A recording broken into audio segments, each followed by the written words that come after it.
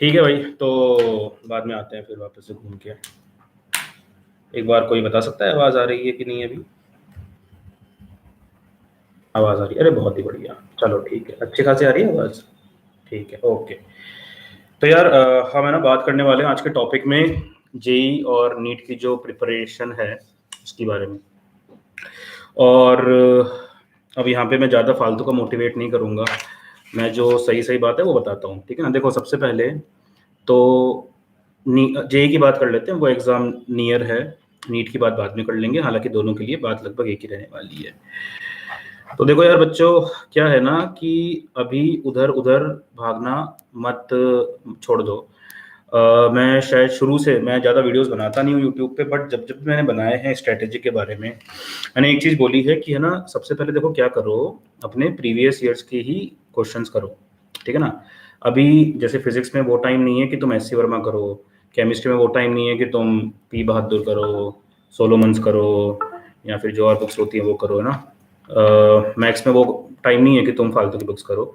अभी जो सबसे इम्पोर्टेंट तुम्हारे लिए है वो है तुम्हारा प्रीवियस ईयर्स का किताबें हैं, तो वो करो, और वो बहुत इंपॉर्टेंट है, ठीक है। और घबराओ मत, ज़्यादा घबराना चालू कर देते हो तुम लोग जल्दी ही कि है ना नहीं होगा तो क्या होगा। तो रिजल्ट को ना सोच के ऐसा भी तुम देखो, गोल्स देखो, एक है गोल सेटिंग। जैसे तुम लोग कैसे गोल बनाते हो कि मेरे को है ना इतने दिन बचे हैं, और इतने दिन बच्चे हैं तो मेरे को इतने क्वेश्चंस रोज करने हैं, इतने क्वेश्चंस रोज करने हैं, तो मैं ऐसे ऐसे करूंगा। ये गोल गलत है, इसको समझो। गोल जो भी बनाओ ना तुम, उसको ऐसे बनाया करो कि रोज का कितना तुम काम कर सकते हो बस। और उसकी कोई लिमिट नहीं है, कभी कम काम होगा कभी ज़्यादा काम होगा, जब तक तुमको सही लग रहा है काम करना तब तक करो, उसके बाद मत करो। फालतू की एंग्जाइटी से तो भला होने वाला ही नहीं है, समझ रहे हो। मान लो तुमने गोल बना लिया कि मैं तो रोज ना 15 घंटे पढ़ूंगा, या फिर मैं तो रोज के 300 सवाल करूंगा, तो फिर क्या होगा, होंगे तो है नहीं, और फिर अगले दिन एंग्जाइटी होगी, डिप्रेशन होगा। इसके विपरीत अगर तुम ये गोल बनाते हो कि जब तक मन कर रहा है तब तक पढ़ रहे हो, देखो मन, तुमको और कुछ काम है नहीं करने को, है ना, तो जब तक मन कर रहा है तब तक पढ़ो। और उस मन को बस पॉजिटिव में ऐसे लगाओ कि हाँ मैक्सिमम टाइम पढ़ाई करनी है। और वो टाइम कितना है वो तुम्हारे हाथ में नहीं है, वो क्वेश्चंस कितने करने हैं वो तुम्हारे हाथ में नहीं है। तुम्हारे हाथ में क्या है कि तुम सिंसियरली एफर्ट पुट कर रहे हो, ठीक है ना। और सिंसियरली एफर्ट का ऐसा नहीं कि इतने घंटे काम करना ही है। मैंने कभी भी अपनी पढ़ाई ऐसे नहीं की कि मेरे को इतने घंटे काम करना है। मैं सुबह उठता था, मैं पढ़ने बैठ जाया करता था, ठीक है ना, ना ब्रश किया ना फ्रेश हुआ, मैं सीधा उठ के पढ़ने बैठ जाया करता था। उसके बाद 15-20 मिनट में फ्रेश हो लिया करता था, ब्रश कर लिया करता था, उसके बाद वापस पढ़ने बैठ जाया करता था। उसके बाद घंटा पढ़ा, 2 घंटा पढ़ा, टाइप्स कुछ हुआ, थोड़ा बहुत नाश्ता, तुम लोग घर पे हो ही सबके सब, तो थोड़ा बहुत नाश्ता जाया करता था, फिर मैं नहाने चले जाया करता था। फिर नहा के थोड़ा पूजा किया, भगवान को मानना बहुत इंपॉर्टेंट है। अब तुम्हारे लिए मैं भगवान हूँ, कोई और भगवान है, कोई भी भगवान है, भगवान को मानना बहुत इंपॉर्टेंट है। भगवान ट्रस्टवर्दी होना चाहिए जिसपे तुमको फेथ हो, ठीक है। तो देखो, आज जैसे मैं बात कर रहा था एक लड़की से, वो बोल रही थी सर बहुत परेशान हो रही हूँ क्योंकि वो नीट की स्टूडेंट है, तो वो बहुत परेशान हो रही है क्योंकि अभी नंबर इम्प्रूव ही नहीं हो रहे हैं, ठीक है। तो फोकस उस पर नहीं करना कि नंबर इंप्रूव नहीं हो रहे, ठीक है। फोकस इस पे करना है कि तुम क्या कर सकते हो और कितना कर सकते हो, ज्यादा खुद को स्ट्रेच पे नहीं करना। हर किसी की अपनी अपनी लिमिट्स हैं, देखो हर किसी की अपनी अपनी लिमिट्स हैं। कड़वा सच ये है कि मैं तुमको कितना भी मोटिवेट कर दूं, 100 में से 2 ही बच्चों का सिलेक्शन होता है, ठीक है ना। नीट में अगर हम बात करें 15 लाख में से 30 हज़ार गवर्नमेंट सीट्स हैं, तो गवर्नमेंट सीट्स पे 100 में से 2, और पूरी मिला के 100 में से 4, मतलब 60,000। और ऐसे ही जेई के अंदर अगर मैं आईआईटी की बात करूं तो 10,000 मान लो, अगर हम एनआईटी तक की भी बात करें तो 20-25 हज़ार मान लो, तो 10 लाख बच्चे देते हैं, लगभग 10 लाख बच्चे देते हैं ना। तो इसलिए 10 लाख में से ये मान के चलो कि 2-3% का ही, तो मैं फालतू का मोटिवेट नहीं करता कि बच्चों मेहनत करो हो ही जाएगा, मतलब बच्चों क्या ही है, वो सब नहीं है। मैं बिल्कुल कायदे की बात कर लेता हूँ, जैसे मैं प्रिपरेशन करता हूँ वैसे बताता हूँ, सिंपल से जो मैंने प्रिपरेशन की थी, ठीक है। मैं आज खुल के ही बात करता हूँ थोड़ी सी कि मैंने प्रिपरेशन कैसे की थी।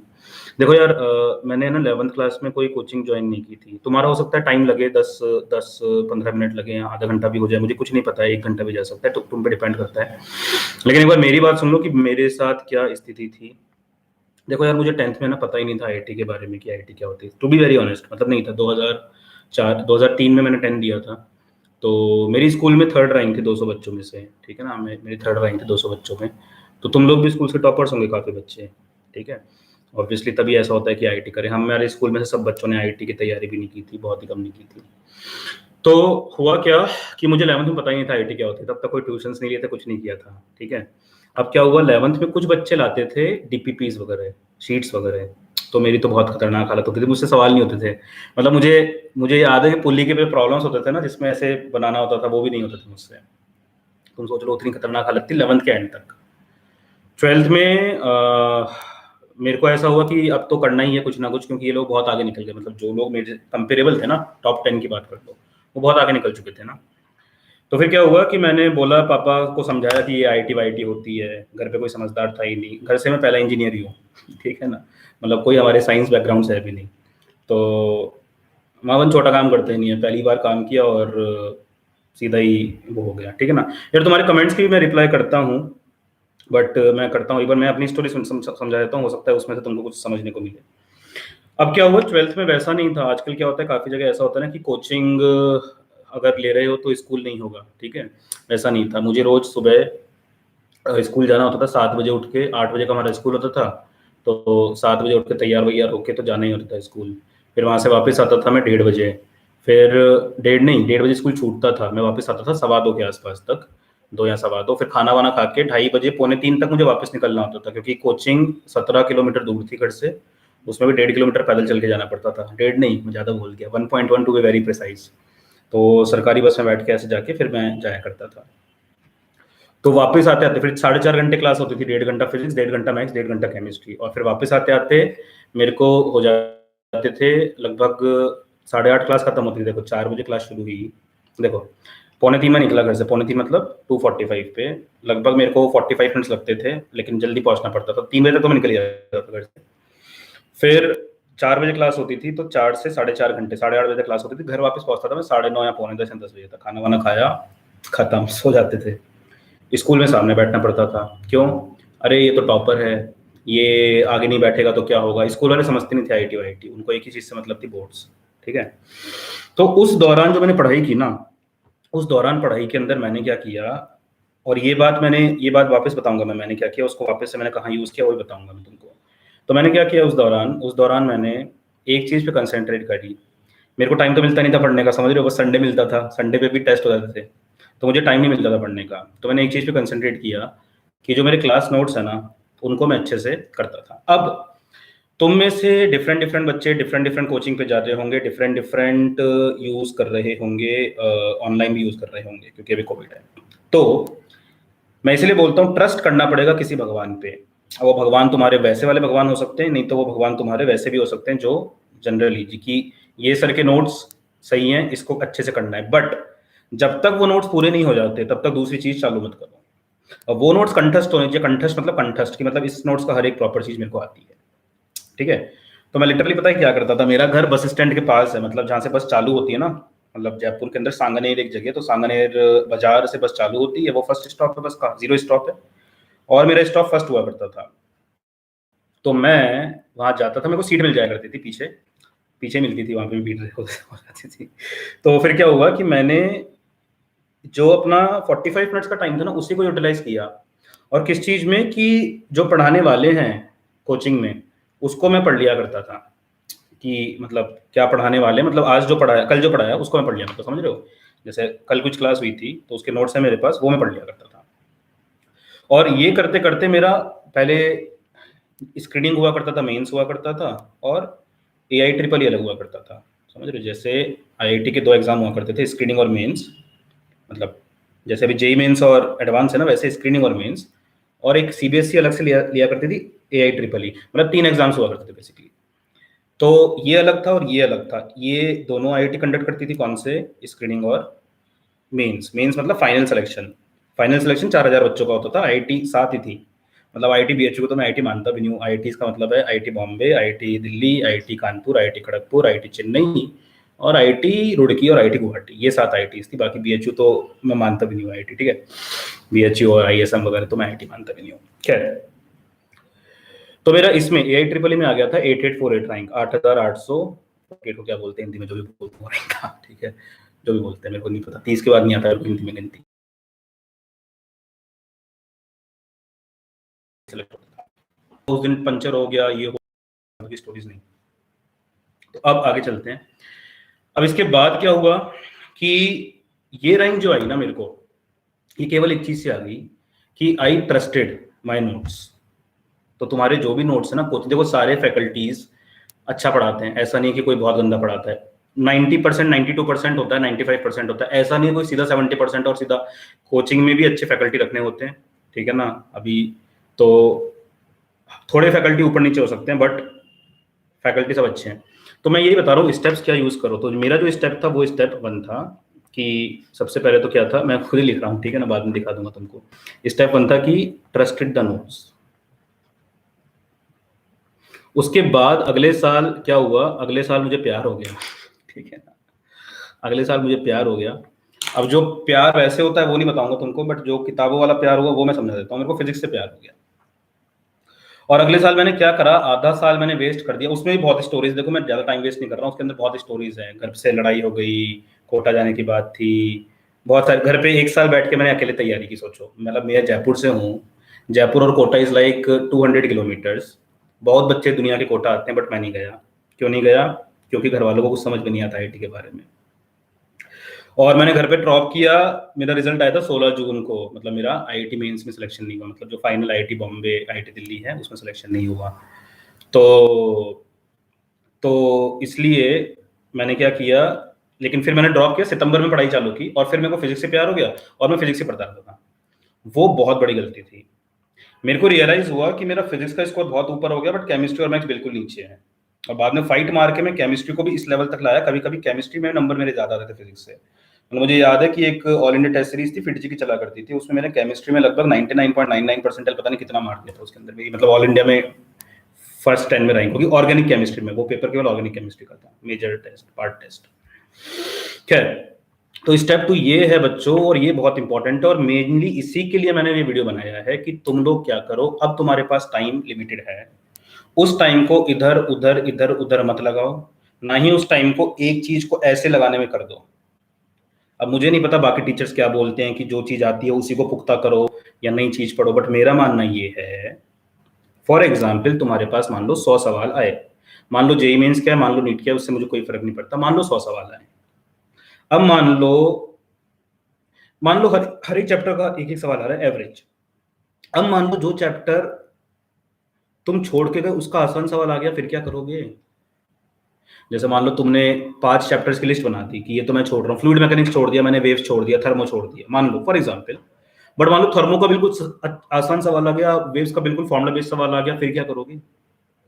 समझ रहे हो?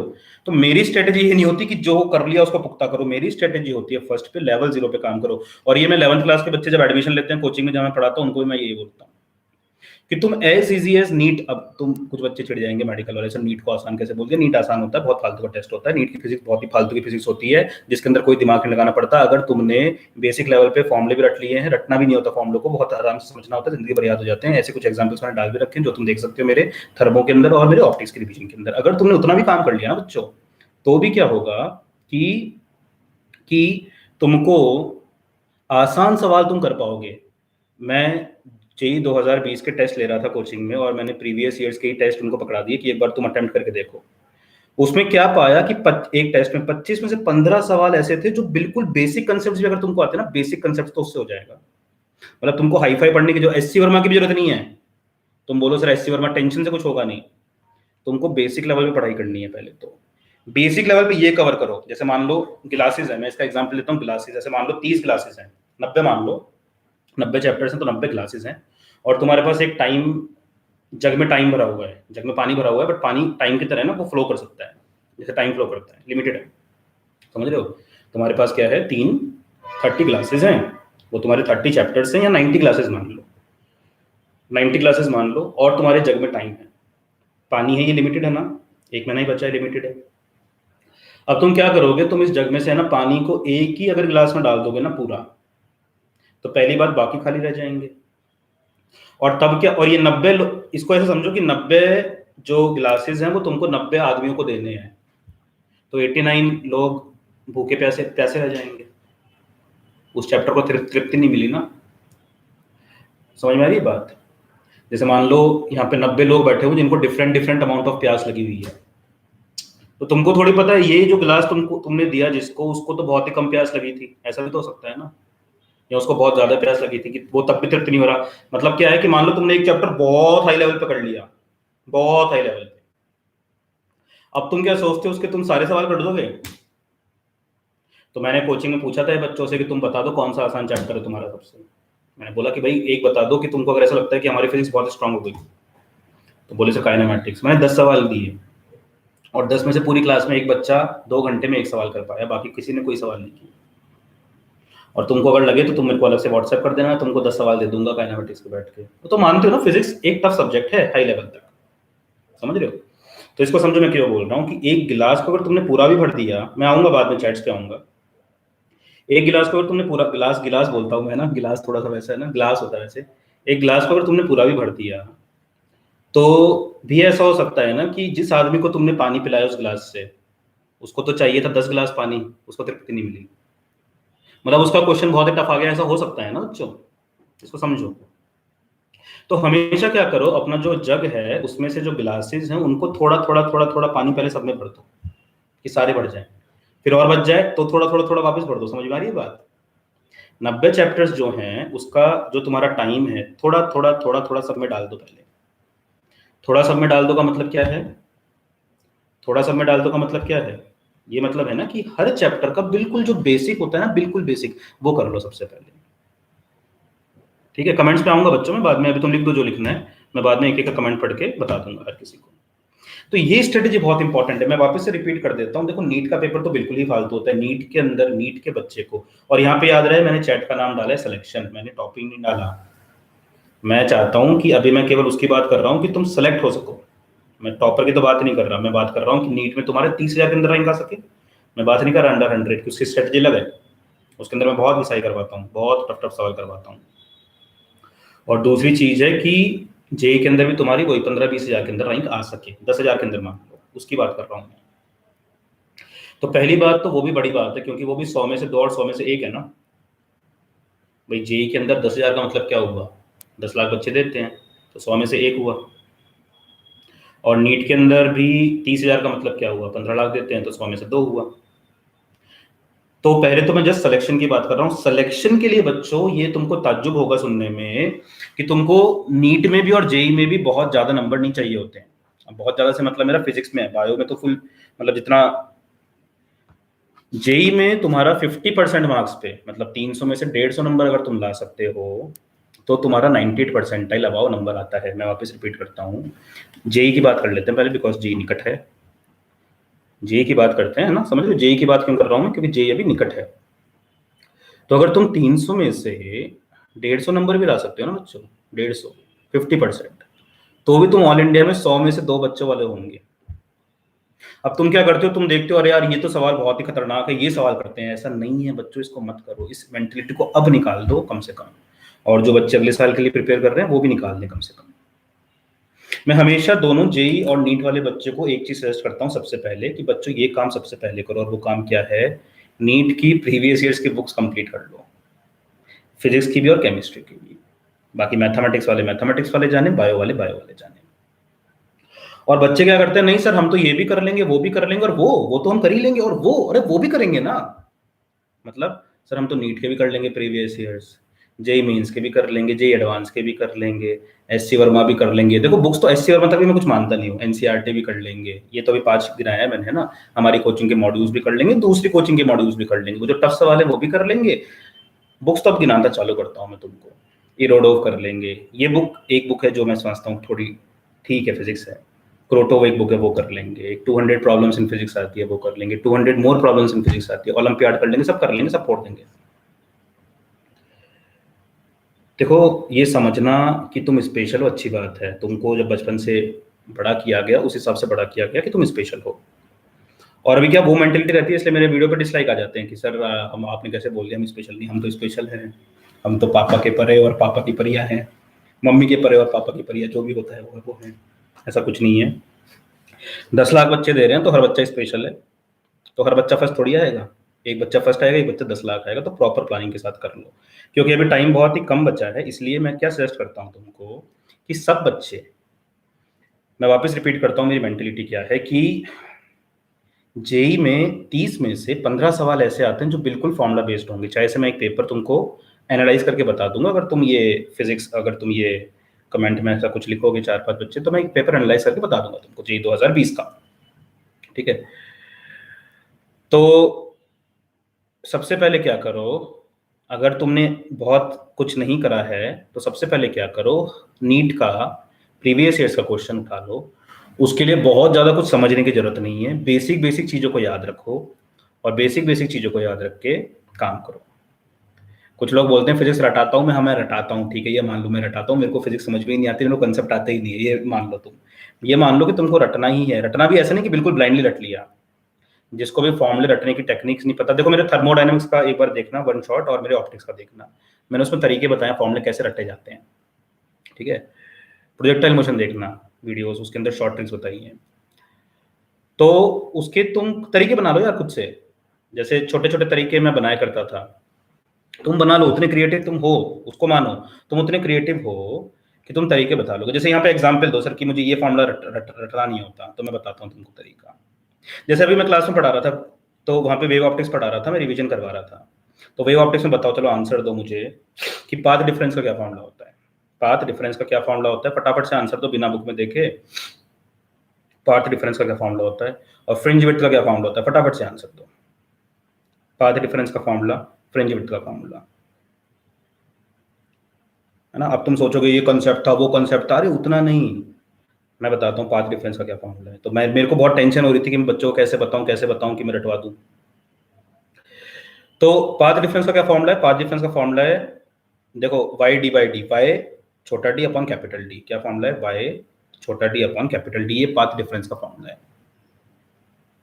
अब मेरे को ये कंसेप्चुअली भी आता है, बट सोचने में टाइम लगेगा, फटाफट से फॉर्मूला मैंने रट लिया जिंदगी, और ये जिंदगी भर याद हो गया मेरे को, पता है तुमको, पाथ डिफरेंस का फॉर्मूला छोटा Y D upon capital D. कैसे याद करा मैंने, देखो पाथ डिफरेंस, डिफरेंस से डिफरेंशिएशन, डिफरेंस से क्या सोचो, डिफरेंशिएशन, डिफरेंशिएशन, डिफरेंशिएशन में क्या लिखते हो तुम, D Y upon D X लिखते हो ना, और D Y upon D X में डी और वाई दोनों ही छोटे होते हैं, छोटा डी और छोटा वाई। देखो अगर तुम लोग ये सोच रहे हो कि डी क्या है, वो कैपिटल डी क्या है भैया, तो फिर तो मैं बिल्कुल ही हेल्प नहीं कर सकता, I am very sorry, but जिनको पता है एक बड़ा डी होता है, एक छोटा डी होता है, एक वाई होता है, उनके बारे में बता रहा हूँ।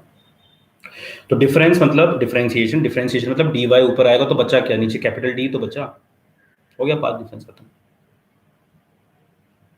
समझ रहे हो। फ्रिंज विड्थ का फॉर्मूला क्या है, ये फॉर्मूला बता रहा हूँ मैं केवल, और ये तुम क्रिएट कर सकते हो ना खुद से। तुम लोग हो जाते हो, अरे यार हमको तो याद ही नहीं हो रहा, हम क्या करें, बेटा मेरे को भी कुछ याद नहीं होता था। मेरा इस लेवल का खतरनाक नॉन कनेक्शन है माइंड का कि सर्दी को क्या बोलते हैं और गर्मी को क्या बोलते हैं, वो मुझे याद नहीं होता था। समझ रहे हो, कि सर्दी को बोलते हैं विंटर और गर्मी को बोलते हैं समर, ये दिमाग में बनाया मैंने कि सह से सर्दी और सह से समर, सह हिंदी में, सह इंग्लिश में, उल्टा। समझ रहे हो। तो हाँ, lambda D divided by capital by small D, ये फॉर्मूला है किसका, विड्थ का, फ्रिंज विड्थ का। अब देखो ये मैंने कैसे याद करा जिंदगी भर के लिए। तुम लोग ये छोटी छोटी गलती नहीं करो कि छोटा डी ऊपर लगा दिया कैपिटल डी, करते हो कि नहीं करते गलती, एक बार बताओ ये सुन लो कि ये छोटी छोटी गलतियां होती है कि नहीं, कि सर वो लैम्डा डी बाई डी लगा के आ गए, छोटा डी ऊपर लिख दिया, बड़ा डी नीचे लिख दिया, सिली मिस्टेक करके आ गए, कि सर पार्ट डिफरेंस में वाई डी अपॉन डी तो था, बट ऊपर कौन सा डी है नीचे कौन सा डी है याद ही नहीं रखा मैंने तो। और सर बहुत बार रिवाइज करता हूँ ना, फॉर्मूले याद रहते नहीं है बेटा, किसी को नहीं रहते हैं याद, इंटेंजिबल चीजें किसी को याद नहीं रहती है, ठीक है। तुम तो ये सोच छोड़ो, तुमको अपने फोन नंबर याद नहीं रहेंगे, आज जो तुम फोन यूज कर रहे हो ना, और हो सकता है तुम जो फोन 3-4 साल पहले यूज कर रहे थे, तुमको अपने फोन नंबर जिसको तुमने इतनी बार यूज करा है, ऐसे बार बार रटने से याद नहीं होता। तो मैं क्या बता रहा हूँ इसमें, फ्रिंज विड्थ का फॉर्मूला अपन ने कैसे बनाया, और मैं बच्चों की भी हेल्प लेता हूँ इसके अंदर कि बच्चों तुम बताओ कैसे बना सकते हैं, बच्चे बहुत क्रिएटिव होते हैं। तो फ्रिंज विड्थ का फॉर्मूला कैसे बनाया, width, width for W for width, W for wavelength, W for width, W for wavelength, तो लैम्डा आएगा, लैम्डा होता है ना वेवलेंथ, और लैम्बडा के अंदर बड़ा है ना, लैम्बडा, लैम्बडा है ना, वो लैम्बडा, समझ रहे हो, लैम्बडा, तो लैम्बडा तो आ ही गया, और छोटे डी और बड़े डी में से क्या कंफ्यूजन है, बड़ा डी आएगा, और बड़ा डी आएगा ऊपर तो बैलेंस करने के लिए नीचे छोटा डी आ गया, जिससे पाथ का मतलब इक्वेशन किसका रहेगा, डायमेंशन किसका रहेगा, लेंथ का। बताओ अब मुझे बताओ कि ये दोनों फॉर्मूले तुमको जिंदगी भर याद हुए कि नहीं, है ना। लैम्डा डी बाई डी, देखो फ्रिंज विड्थ विड्थ मतलब W for width, W for wavelength. Wavelength का मतलब क्या होता है? लैम्बडा। और लैम्बडा मतलब लैम्बडा तो आएगा ही, साथ में बड़ा आएगा ऊपर, और नीचे क्या आएगा? छोटा डी। अब ये फॉर्मूले मैं क्यों बना पाता हूँ, और बाकी ये भी समझ लो, देखो टीचर्स बाकी नहीं बताते सब फॉर्मूले कि ऐसे याद करो वैसे याद करो, क्योंकि भाई इन सबसे मैं गुजरा हूँ। तो इन सबसे जो गुजरा होगा, जिसने आईटी वाईटी क्लियर करा होगा, वो तुमको बता सकता है कि मैंने फॉर्मूले ऐसे याद किए थे। हर कोई नहीं बता सकता, तो वो तो मैं बोलता ही हूँ आई एम द बेस्ट, उसमें कोई दिक्कत वाली बात नहीं है, क्योंकि I am best in physics also. मतलब कोचिंग्स के भी एचओडीज मेरे से सवाल पूछते हैं ओलंपियाड लेवल के, तो उसमें भी मैं बेस्ट हूँ। और दूसरा, टीचिंग के हिसाब से बच्चों को बेस्ट शॉर्टकट के अंदर फॉर्मूला करने के अंदर भी आई एम द बेस्ट, उसके अंदर कोई दिक्कत नहीं। खैर, तो अब है ना, दोनों वापस से मैं रिवाइज करवा देता हूँ। पाथ डिफरेंस, डिफरेंस मतलब डिफरेंशिएशन, डिफरेंशिएशन मतलब dy अपॉन dy तो है क्या? छोटा डी ऊपर छोटा y ऊपर, और नीचे बैलेंस करने के लिए कैपिटल डी। लैम्बडा, लैम्बडा आता है किसके अंदर? वेवलेंथ के अंदर। वेवलेंथ मतलब विड्थ, तो विड्थ मतलब वेवलेंथ, और वेवलेंथ मतलब लैम्बडा। ठीक है, तो ऐसे तुम करो। तो मैं दोनों वापस से स्ट्रेस कर लेता हूँ कि ज्यादा इधर उधर मत भागो। दोनों जो स्टेप्स है मेरे, ज्यादा इधर उधर मत भागो। मैं अभी क्वेश्चंस पे आता हूँ सारे के सारे। ज्यादा इधर उधर नहीं भागो। पहला तो ये एक सेट ऑफ चीज करो, और दूसरी चीज ये कि उस सेट को भी डिफाइन कर लो। ऐसा नहीं है कि हम उस कोचिंग के मॉड्यूल लगा रहे हैं 250 क्वेश्चन, वो नहीं होंगे अभी। अभी क्या करो, बेस्ट सजेशन है वो ये है कि नीट की प्रीवियस ईयर्स की बुक कर लो। अगर वो हो जाए तुम्हारी हर चैप्टर की, हर सब्जेक्ट की कंप्लीट, तो तुम फिर आओ जे के प्रीवियस ईयर्स पे। बट पहले, क्योंकि नीट के प्रीवियस ईयर्स भी कर लोगे ना अगर तुम, देखो मैं क्यों नीट नीट करता रहता हूँ, मैं तो आईटी एडवांस, तुम सोचो मेरी ऑल इंडिया 582 रैंक तब थी 6 लाख बच्चों में से। आज तो मैं ओलंपियाड लेवल की प्रॉब्लम यूँ निकालता हूँ, एससी और में मेरे को फालतू लगती है मतलब। तो मैं क्यों नीट करता रहता हूँ? क्या मेरे को आती नहीं है क्या चीज़ें? नहीं, इसलिए नहीं। मैं नीट इसलिए करता हूँ क्योंकि मेरे को ये देख के बहुत दुख होता है कि बच्चे इधर उधर बहुत भागते रहते हैं। एक बेसिक चीज कर लो, उस बेसिक चीज से भी तुम्हारा सिलेक्शन गारंटेड हो जाएगा। देखो अभी ये मत सोचो, जो लोग अभी सिलेक्शन की उम्मीद में, वो ये ना सोचें कि हम फर्स्ट रैंक कैसे लाएंगे। पहले सिलेक्शन को गारंटी करो, पहले 10,000 रैंक गारंटी करो, 20,000 गारंटी करो, उसके बाद 5,000 पे आना, उसके बाद 4,000, 3,000, 2,000, 1,000, 500, 100 फर्स्ट वहां पहुंचना। बट स्टेप बाय स्टेप चलो। हाँ, जिन बच्चों का सिलेक्शन ऑलरेडी गारंटेड है, वो पता पड़ जाता है ना खुद से, वो बच्चे फिर और एडवांस लेवल के सवाल कर सकते हैं। प्रीवियस ईयर्स के एडवांस की बुक निपटाओ, पूरी की पूरी, पूरी निपटा डालो। फिजिक्स की निपटा डालो, केमिस्ट्री निपटा डालो, मैथ्स निपटा डालो। एम्स के बच्चे एम्स की प्रीवियस ईयर्स पूरी निपटा डालो, मतलब पूरी निपटा डालो, मतलब एससी वर्मा निपटा लो पूरी, एडवांस की बुक कर लो, जो करना है करो। बट मैं सिलेक्शन के लिए बोल रहा हूँ, बेसिक सिलेक्शन कब हो जाएगा तुम्हारा? बेसिक सिलेक्शन कब हो जाएगा तुम्हारा? बताओ, रिप्लाई करो।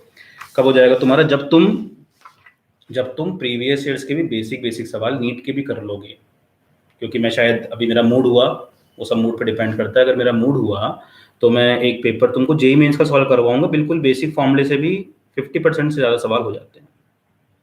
ठीक है ना? चलो, तो अब अपन आते हैं तुम्हारे क्वेश्चंस पे। तो पहले तो रिप्लाई कर दो, कौन कौन ये फॉलो करेगा, लिख लो कि कुछ भी लिख दो, कमिटमेंट कर लो। Yes sir, I will not deviate and will solve all basic of all chapters first. इसको पूरा स्टेटमेंट लिख दो। Yes sir, I will not deviate and I will solve basic of all chapters first. इसको पूरा लोग लिख सकते हो। ठीक है ना? जेई 2022 के लिए भी सेम स्ट्रेटेजी है। तो जिसको भी ट्रस्ट है थोड़ा बहुत भी कि हाँ सर भी कुछ तो पढ़े लिखे हैं थोड़े बहुत, है ना, सर को भी एक्सपीरियंस है पढ़ाने का, तो वो ये सब लिख सकते हैं। ऑब्वियसली काफियों को वो हो गई। तो चलो चालू करते हैं। सर कुछ क्रैश कोर्स करा दो। यार अगेन मैंने बता दिया तुमको क्या करना है क्रैश कोर्स। अब क्रैश कोर्स जो है, ये नीट का मैंने कोर्स बनाया था, वो मेरे ऐप पे पड़ा हुआ है। मैं शायद लिंक डाल दूंगा इसके अंदर। डिस्काउंट चाहिए मेरे को अलग से व्हाट्सएप कर देना। Sir my maths is very good, मतलब सर मेरे 89 आए थे मैथ्स में, जब ज़्यादा नहीं पढ़ा था। But sir chemistry is fine, physics में हालत है कि फिजिक्स नहीं आती। ठीक है, तो फिजिक्स समझ नहीं आए, तो पहले तो फिजिक्स समझ नहीं आती, तो मैं वही बोल रहा हूँ कि तुम लोग फिजिक्स समझना क्यों चाहते हो? ज़्यादा मत समझने की कोशिश करो, ज़्यादा एडवांस लेवल पे मत जाओ।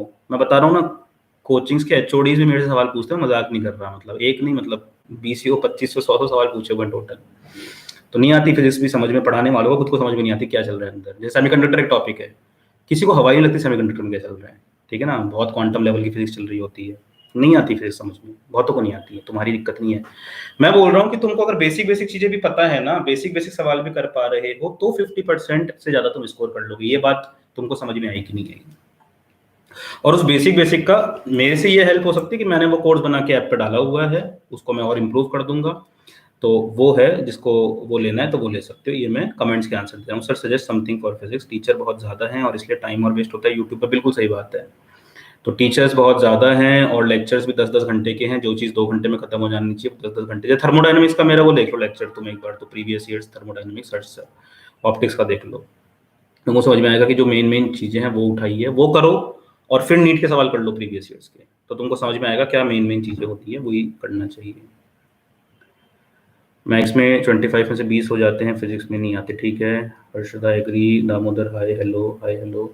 सर प्लीज केमिस्ट्री की भी कुछ सेम स्ट्रेटेजी बच्चों, केमिस्ट्री की। अब केमिस्ट्री में 11th में बहुत परियों की कहानी चलती है कि फिजिकल केमिस्ट्री है बहुत ही बढ़िया है। देखो फिजिकल केमिस्ट्री फालतू होती है बिल्कुल, बायो टाइप्स की होती है। मैं बायो को कुछ नहीं मानता हूँ, फिजिकल केमिस्ट्री को कुछ नहीं मानता हूँ, मतलब मैं साफ बोलता हूँ। जिसको भी बुरा लगे लगे, टीचर को भी बुरा लगे तो लगे, फालतू है। फिजिकल केमिस्ट्री में कोई फॉर्मूला नहीं होता, सिंपल सी चीज़ होती है, यूनिटरी मेथड होता है। तुमको अगर इतना आता है कि 5 किलो आम 200 रुपए के आते हैं, तो 2.5 किलो कितने के आएंगे, 11 किलो कितने के आएंगे, 100 रुपए कितने आम आएंगे, 50 से कितने आएंगे, 60 के कितने आएंगे, तो पूरी फिजिकल केमिस्ट्री हो जाएगी तुम्हारी। ना कोई इंटीग्रेशन डिफरेंशिएशन, ना कोई वेक्टर्स। फिजिकल केमिस्ट्री का सबसे टफ जो चैप्टर है ना बच्चों, वो भी मतलब फिजिक्स के फर्स्ट चैप्टर से भी मतलब आसान है। मतलब तो तुम्हारी कहाँ दिक्कत होती है? ऑर्गेनिक में, और ऑर्गेनिक फिजिक्स की तरह है। तो मैं वही बोल रहा हूँ इसलिए कि क्या करो उसमें भी कि प्रीवियस ईयर्स के नीट के सवाल कर लो सारे, तो भी तुमसे 50% सवाल हो जाएंगे। और देखो समझो, मैंने क्यों बताई अपनी स्टोरी, ऐसे नहीं कि मेरे को अपनी स्टोरी बताने में बहुत मजा आ रहा है। मैं ये बताना चाहता था, उसका मेन पॉइंट तो मैं भूल ही गया। मैं ये बताना चाहता था कि जब देखो 11th में मैंने कोई कोचिंग नहीं की, 12th में मैंने कोचिंग की, और उसके अंदर जो पढ़ाया मैंने नोट्स पढ़े। जब मैंने वापस से घर पे बैठ के ड्रॉप किया ना बच्चों, मैं तुमको सही बताऊं, आज तुमको राज की बात बताता हूँ मैं तुमको, मेरे को सूडो फोर्स क्या होता है ये भी नहीं पता था, मेरे को वर्क एनर्जी पावर क्या होता है वो भी नहीं पता था। मैं बस हवा में कुछ कुछ तो फील करके मैंने अपने, मेरे को ऑर्गेनिक केमिस्ट्री खुद से पढ़ी है बच्चों पूरी एक तरह से मानो तो, और खुद से ही कंसेप्ट निकाल के पूरी इंडिया में टॉप करा है। मेरे को आज तक भी वो एरो बनाना नहीं आता, ऐसे एरो बनाता है वैसे एरो बनता है, मेरे को नहीं आता। मैं चार्ज को डिस्ट्रीब्यूट करता हूँ माइनस प्लस, हाँ अब ये आ रहा है, ऐसे ऐसे ऐसे डिस्ट्रीब्यूट करके करता हूँ। मैं कभी शायद ऑर्गेनिक केमिस्ट्री पढ़ाऊँ तो बच्चे बोलेंगे सर क्या पढ़ा रहे हो, किसी बुक में से डायग्राम ही नहीं होता। खुद से तरीके बना लो, तुम इतने क्रिएटिव हो, इस पे तुम विश्वास करो। जैसे मैंने अभी बताया ना, पाथ डिफरेंस का फॉर्मूला बताया ना, तो ऐसे सोचो ना, खुद से ट्राई तो करो एक बार, ठीक है ना। ऐसा जिंदगी भर नहीं भूलना सीरीज कंटिन्यू करो। हाँ वो यार मेरा यार एक्चुअली देखो, मैं यूट्यूब पे पूरे मूड पे डिपेंड करता हूँ, तो मुझसे वो एक्सपेक्ट मत करो कि सर ये काम करवाते हैं, मुझसे एक्सपेक्ट मत करो। मैं तुमको देखो, मैं बच्चों को भी ये बोलता हूँ, I don't want to make you followers, I want you to be the leaders of your own destiny. समझ रहे हो? ये एक्सपेक्ट करना कि कोई तो आएगा जो हमको सब कुछ एक बार में रटा देगा, ऐसा कुछ नहीं होगा। मैंने स्ट्रेटेजी बता दी है तुमको, उसी पे तुम फोकस करो। हालांकि अगर मूड हुआ तो मैं करता हूँ। भैया एनसीईआरटी और टीसी पर, ये देखो सत्येंद्र मिश्रा, भैया एनसीईआरटी और टीसी पंडित सफिशिएंट नीट एग्जाम के लिए। भैया सत्येंद्र मिश्रा पहले तो बताओ कौन सी क्लास में, और दूसरा मुझको बताओ कि क्या तुमको मैं नीट का अगर टेस्ट लूं प्रीवियस ईयर्स का, तो कितने तुम्हारे 45 में से नंबर आ जाएंगे। अब जिस बच्चे के 45 में से 40 आ रहे हैं ना नीट के प्रीवियस ईयर्स में, सुन लो मेरी बात, जिस बच्चे के 45 में से 40 आ रहे हैं नीट के प्रीवियस ईयर्स में, वो बच्चा बड़ी आसानी से नीट के ही फिजिक्स के पेपर में 45 में से 35 कर लेगा, और वो बच्चा बड़ी आसानी से जेई मेंस के पेपर में भी 50% सही कर देगा। इसको समझ लो। फिर डीसी पांडे क्यों भाई, सेंगेज क्यों नहीं कर रहे सत्येंद्र मिश्रा जी, इरोडो क्यों नहीं कर रहे, एससी वर्मा क्यों नहीं कर रहे, एनसीईआरटी में बहुत बार नहीं। जेई में कितना परसेंटाइल चाहिए फॉर एडमिट, देखो विद्युत मिशमैश, ये गलत बना रहे हो तुम, गलत घुमा रहे हो चीज को। जेई में कितना रिक्वायर्ड है उससे कुछ नहीं होगा, मैं रोज 100 सवाल करूं उससे कुछ नहीं होगा। फोकस नॉट ऑन दी कि ऐसा होगा तो क्या होगा, नहीं, focus on what you can do. हो सकता है सब एक बहुत बड़ा भूकंप आए, सब लोग मर जाएं, तुम ही बचो केवल अकेले, तो तुम्हारी कितनी भी रैंक है, तुम ही फर्स्ट और तुम ही लास्ट। समझ रहे हो कहने का जो मतलब है? हो सकता है तुम तो टॉपर थे, बट जिस दिन तुम जा रहे हो ऐसा हो नहीं किसी के साथ, तुम्हारे कार का पंचर हो जाए तो क्या करोगे। तो जेई में कितना परसेंट रिक्वायर्ड फॉर, हाँ मैं बता देता हूँ कितना परसेंटाइल रिक्वायर्ड होता है। अगर तुम्हारी 15-20 हजार तक है रैंक तो तुम्हारा तो 98 परसेंटाइल से ऊपर मान लो तुम, बट उस पर फोकस मत करो। सर्विच अटेम्प्ट टू फोकस और एवरी अटेम्प्ट, ये मानो कि ये अटेम्प्ट को अच्छे से दो, मतलब ऐसा नहीं कि बाद में देंगे, अगले साल दे दो ना फिर तो, है ना। इस अटेम्प्ट को भी अच्छे से दो, देखो अच्छे से करोगे हो जाएगा, धीरे धीरे करोगे हो जाएगा, इधर उधर मत भागो। ये प्रॉमिस करो, लिख दो वहाँ पे नीचे कि I will not deviate from the path and I will focus on basics of every chapter first by doing previous years. NEET लिख दो, कैसा भी लिखो, एक कमिटमेंट ऐसे लिख लो नीचे कि sir I will not deviate from the path. Sir but one thing, ऐसा नहीं कि फिजिक्स मुझे आती नहीं, बट फिजिक्स मैंने पढ़ा नहीं सर, अब क्या करें? कुछ नहीं, मैं बता दिया ना, ठीक है। सर कोई कैटी पैरी, सर कोई बढ़िया स्ट्रेटेजी बता दो नीट क्रैक करने की, कैसे मैनेजमेंट करें और क्वेश्चन भी सारे सॉल्व कर दें। प्रीवियस ईयर्स क्वेश्चन सारे कर लो, तुमको समझ में नहीं आए ऐसा रट लो।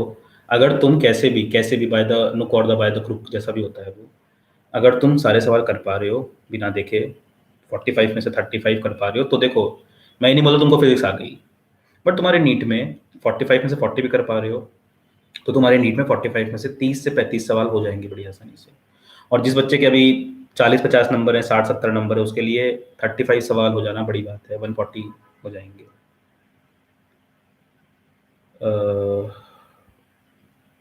सर कहाँ गया?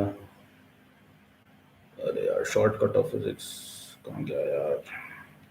सर कोई बढ़िया स्ट्रेटेजी बता दो नीट क्रैक करने की। Me sir I will, sir yes sir I will solve basic, yes sir I will not deviate, and ठीक है सर आई विल, ठीक है sir yes sir I will deviate, हैं yes sir I will deviate.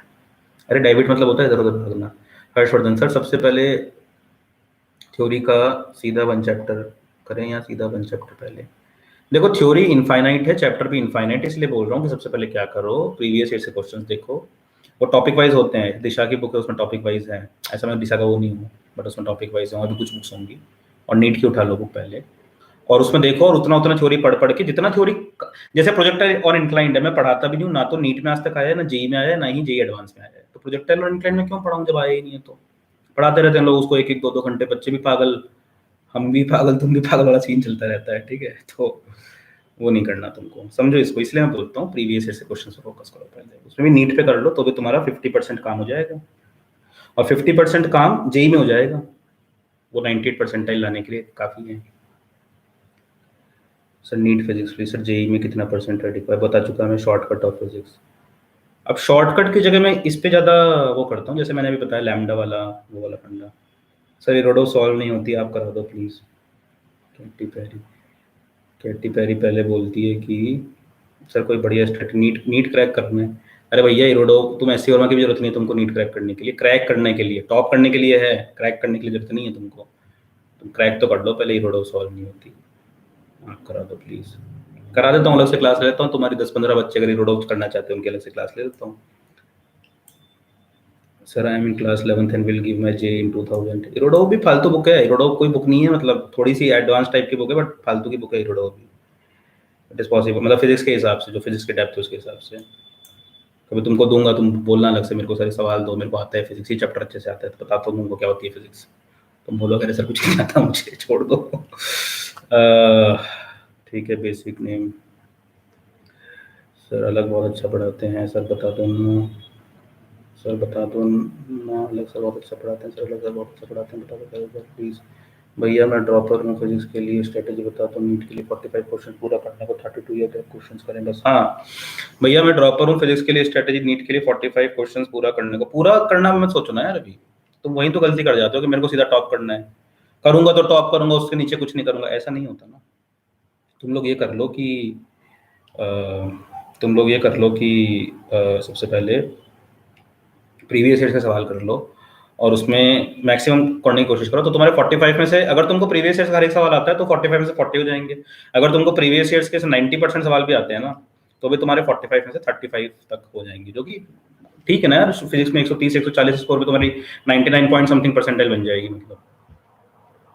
Sir YouTube is destroyer, जो देखो वो कहता है 20 दिन में क्या होता है, उससे और डिमोटिवेट होता है। ये देखो ये आ गए हेट कमेंट्स आना चालू हो गए। ठीक है भाई, मैंने तो ये बोला है कि अब तुम जो भी समझो, मैंने तो ये बोला है कि 20 दिन में टॉपर तो नहीं बन सकते, वो तो सीधी सी बात है।